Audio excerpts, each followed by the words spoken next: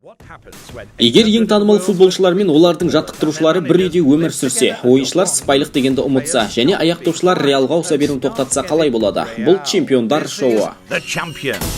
Футбол менің қанымда бар. Сосын өсу гармонында.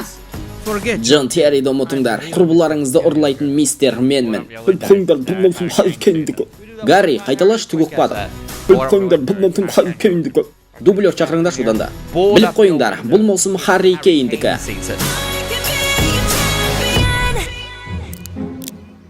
Манчестер Ситидің пейнтбол күні. Танымайтындар атылады. Тағы да қайталайықшы. Кевин, компания мұнда барса, сен анда. Дэвид, атаменде артқы кеңістікті ұстап тұрса, сен қысым жасауды бастайсың. Сонда аймақты иеленуге бізде 6 секунд уақыт болады. Бәрі түсінікті ме? Жоқ. Сіз өте жылдам сөйлейсіз. Пейнтбол ойнай берсе қалай болады? Өткен жылы Англия кубогіне жеңілген соң пейнтбол ойнаған едік. Бірақ содан соң премьер-лиганы жеңдік. Сондықтан осы жолда неге қайталамасқа деп ойладым. Мұнда бәрі көңілді, маған ұнайды. Қолға қару ұстар сәтте мен нағыз америкалыққа айналамын. Кайл Уокер, Техас Рейнджері. Қалай бұлай? Жақсы естіле ме? Сағат 11-де бірнеше нысанды көрдім. Браво, компания, дайынсыңдар ма?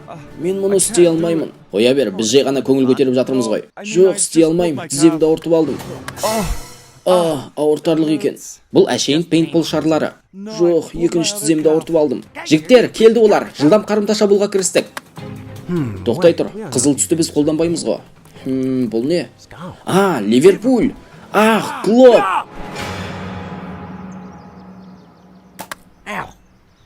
Осы үшін жылдың ең үздік ату шеберлігін алдым. Ұсталдың ба? Жігіттер, абайлаңдар. Бір қызыл пайда болды ма? Міндетті түрде екінші шығады. Бұл сасықтар ешқашан жалғыз жүрмейді.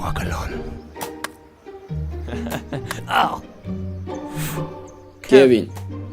Де Брюйне. Алға, жігіттер, Ливерпульге қарай. Не істеп жатыр олар? Ойын ойнап жатқан секілді. Еріндерінің ұшы жоғары көтеріліп, оғаш дыбыстары шығарып жатыр. Ха деген. Бұл күлу, көңіл көтеру деп аталады. Тым артық бағаланған, мән берме. Ал енді Пеп әлдекімге ұрсып жатыр. Бұл Юрген Клоп. Әкел бері. Олар жау емес мүлдем. Пептің жалғыз бәсекелесі менмін. Пеп бұл неміспен Бундеслигада қарсылас атанған. Сондықтан барлығы оларды үздік қарсыластар деп атайды. Бұл бүкіл Манчестерге және дерби тарихына деген құрметсіздік. Ең бастысы мына мені құрметтемегені. Клоп, неге бәрін бүлдіріп жатсың? Жеңіліссіз маусым чемпиондар лигасындағы үміт. Енді мынау көңіл көтергіміз келеді. Жоқ, мұнда біз көңіл көтерудеміз. Біздің фильмді көрмегенің бірден білініп тұр. Милнердің твиттерін қарамайтындығың бірден көрініп тұр. Бірақ менің футболдағы ең тартымды бапкер екендігімді бәрі біледі ғой. Мүмкін, мен бар болғаны қарапайым ғана жігіт. Дәл солай. Қандай сүйкімді сөздер десеңші. Бірақ Давид Силвадан сүйкімді ешкім жоқ. Мұхаммед Салах тұр ғой міне.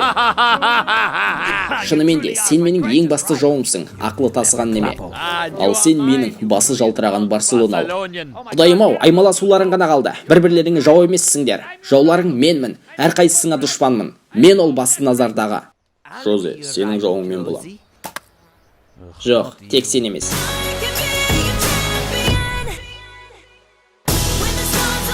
Ұнады ма достар? Онда арнаға тіркеліп қоңыраушаны басайық. Келесі бөлім шықсын десеңдер, белсенділік танытып 3000 лайк жинап тастайық. Мен Есбол Қарағұл, келесі кездескенше. Ұра беріңдер тегін лайкты. Өйткені бұл лайкты.